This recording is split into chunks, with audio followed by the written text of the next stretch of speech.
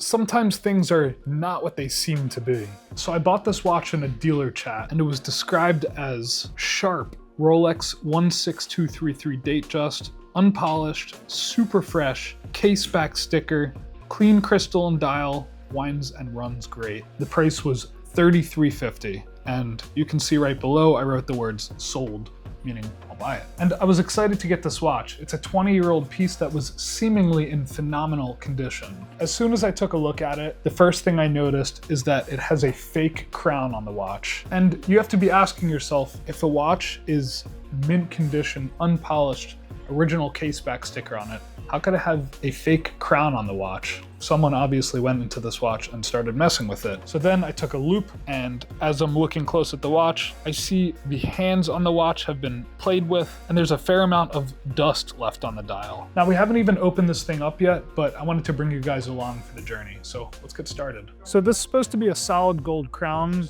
but this one that's on here is a gold plated crown, and we can see the gold plating stripping away, showing a silver color underneath. Here's a close-up picture of the crown. You can kind of just see this greeny finishing on the exterior, and this is just simply not the finishing that you would see on a real crown. And here's the exact same model watch with a real crown on it, and this is a pretty used watch, so the crown definitely shows wear, but you can see a difference in the finishing quality here. All right, it's just like a much smoother finishing on the surface, and then of course we're not seeing any of the silver bleeding through because this is not a gold plated crown.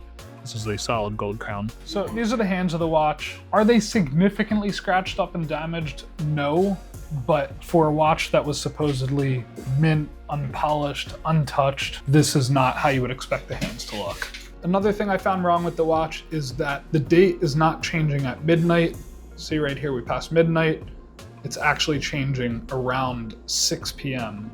So here we are. You can see right there around 5:53 is when it changes. So at this point, I'm just wondering why the watch looks so crisp, but has these other issues. I haven't opened it up yet, so we're gonna see what kind of surprises are inside. Just look at this case back sticker. It looks pretty much like the day that it was manufactured. Who knows how this case back could be so crisp, how the bezel could be so crisp. Could someone have gotten another case back with the sticker still on it? Could someone have gotten a factory sticker and placed it on the watch? I'm not sure, but we will see if we can find out any more details by looking deeper into the watch. Surprisingly, very easy to open this case back. So the movement is actually fairly clean. No major surprises in here. All right, so we can keep working our way through the watch. One thing I do want to point out to you guys is if you look at the back case here, all right, behind the lugs, you kind of have these half circle indentations going on. And this watch normally comes on a bracelet, and I bought it without the bracelet, but if you look at how a bracelet model is supposed to be, the end links kind of have these circular cutouts toward the end of them. And as they rub against the case, it does create that indentation. So pretty normal to see that. So at this point, I'm asking myself, do I want to keep this watch or return it?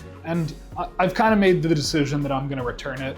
I paid a premium price for the watch because I was planning to sell it as a very special, mint, unpolished, perfect example. But now that I've discovered these issues with it, in order for it to get back to that point, I would have to buy a new old stock crown, put it on the watch. We'd have to take the movement out of the watch and get all the dust off of it. The only thing I didn't check is I didn't remove the bezel to check if it's an original bezel or not. It does appear to be original, but the only real way to tell would be to take it off and look for a Rolex crown stamped into the back of it.